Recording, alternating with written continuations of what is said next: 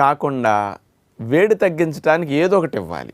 మరి ఏదో ఒకటి ఇస్తే తప్ప అతనికి సైకలాజికల్గా ఫీలింగ్ రాదు. దానికోసము నీళ్ళల్లో కాస్త సగ్గుబియ్యం వేసి, ఏదో ఇన్నేస్తారు, ఎక్కువ నీళ్లు పోస్తారు, అది తాగిస్తారు కొంతమంది వేడి తగ్గడానికి ఒక గ్లాసు రోజు. మరి కొంతమంది నీళ్ళల్లో సగ్గుబియ్యం వేసి ఉడికిస్తే బాగోదనుకున్నప్పుడు అన్ని పల్చటి పాలల్లోనే సగ్గుబియ్యం వేసి ఉడికించి ఒట్టిగా తాగిస్తారు. ఈ రకంగా కూడా తాగలేడు అనుకోండి, చప్పగా ఉండి, అప్పుడు అందులో ఇంత పంచదార వేస్తారు.